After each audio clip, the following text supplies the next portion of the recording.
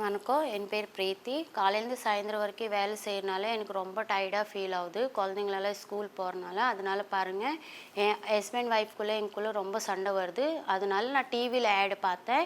Doctor to solution கேட்டேன். அவங்க வந்து லீவ் மஸ்தான் கேப்சூல்னு நான் பார்த்தேன் டிவியில். அதனால பாருங்கள், அந்த மாத்திரத்தை நான் நைட்டு கண்டா பாலில் சாப்பிட்றனால எனக்கு கொஞ்சம் தெம்பாக இருக்கிறனால ஹஸ்பண்ட் ஒய்ஃப்குள்ளே சண்டை வர்றதில்ல. இப்போ நாங்கள் ஹாப்பி ஃபேமிலியாக இருக்கிறோம். இந்த கேப்சூலில் வந்து எந்த சைட் எஃபெக்ட்ஸும் இல்லை. சரிங்களா? இப்போ நான் அந்த மாத்திரை சாப்பிட்றனால எனக்கு தெரியுது அதில் எந்த சைட் எஃபெக்ட்ஸ் இல்லை. இது லீவ் மஸ்தான் கேப்சூலை நீங்கள் சாப்பிடுங்க. இந்த ஆடு பார்த்து உங்கள் ஃபேமிலியுமே ஹாப்பி ஃபேமிலியாக இருக்கும். நான் காலையில் ஒரு 5 மணிக்கு எழுந்திரிச்சிருவேன். காலையில் 5 மணிக்கு எழுந்திரிச்சு வீட்டில் உள்ள எல்லா வேலையும் முடிச்சுட்டு மறுபடியும் நான் ஆஃபீஸ்க்கு டியூட்டிக்கு வந்துடுறேன். டியூட்டிக்கு வந்துட்டு வேலையை முடிச்சுட்டு மறுபடியும் சாயங்காலம் வீட்டுக்கு போகிறேன். வீட்டுக்கு போயிட்டு சாப்பிட்டுட்டு படுப்போம்ன்றையில் வீட்டில் என்னாங்க, வீட்டில் பிரச்சனை. பக்கத்தில் படுத்தா வீட்டுக்காரி படுக்க வேணான்றான். சரி, நீங்கள் 45 வயசாகிடுச்சு, நீங்கள் போய் படுங்க அப்படின்னு சொல்லுவாள். 45 வயசு ஆகிடுச்சின்னொன்னே நம்மளுக்கு அதில் கொஞ்சம் மைண்டு டென்ஷன் ஆகிற மாதிரி. 45 வயசில் நம்ம எதுக்கு இன்னும் பண்ண முடியலையே அப்படின்ட்டு நான் யோசனை பண்ணிக்கிட்டே இருக்கேன். அப்போ யோசனை டிவி ஆன் பண்ணையில் டிவியில் ஆட் வருது.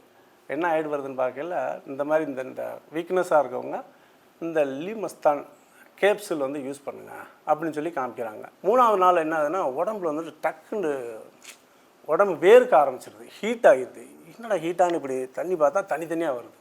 அப்போ எனக்கு வந்துட்டு பலம் வர ஆரம்பிச்சிடும். ஒரு குதிரையுடைய பலம் எப்படி இருக்கோ அந்த பலம் வர ஆரம்பிச்சிடுது. ரொம்ப ஆக்டிவிட்டாக நடக்க ஆரம்பிச்சிடுறேன். அந்த சோர்வுன்றது இல்லாமல் போயிடுது. கை கால் சோர்வு, மேலுகால் சோர்வு அதெல்லாம் இல்லை.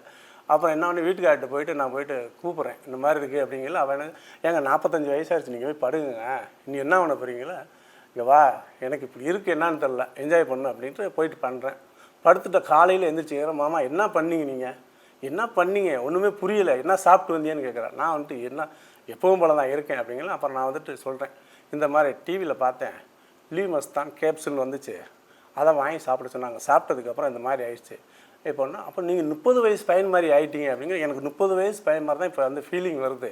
45 வயசு இல்லை, அந்த ஃபீலிங் கிடையாது. 35 வயசு 30 வயசு ஃபீலிங் தான் வருது அப்படின்னு.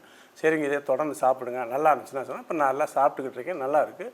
அது கம்பெனியோட நேம் பேர் இருந்ததுன்னா சத்கர்த்தான்றது நல்ல கம்பெனி. சைடு எஃபெக்ட் எதுவுமே கிடையாது. வாங்கி சாப்பிடுங்க, சாப்பிட்றவங்களுக்கு பலன் அடைங்க. 30 வயசு 45 வயசு கிடையாது, 30 வயசுக்குள்ளே ஃபீலிங் வரும்.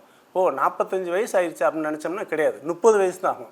அந்த ஃபீலிங் இருக்குது, நல்லா இருக்குது, ஆக்டிவிட்டாக இருக்குமா, ஆரோக்கியமாக இருப்பான். ஆரோக்கியமாக இருக்கணும் அப்படின்னாக்கா லீவ் மஸ்தான் கேப்சூல் சத்கர்த்தா அது வாங்கி சாப்பிடுங்க. சாப்பிட்டதுக்கப்புறம் சொல்லுவீங்க, நல்லா இருக்கேன், நான் சந்தோஷமாக இருக்கேன், குடும்பத்தில் என் பெண்டாட்டியில் சந்தோஷமாக இருக்கேன், அந்த ஒரு வரணும், எண்ணங்கள் வரணும், நல்லாயிருக்கும். வாங்கி சாப்பிடுங்க. வணக்கம்.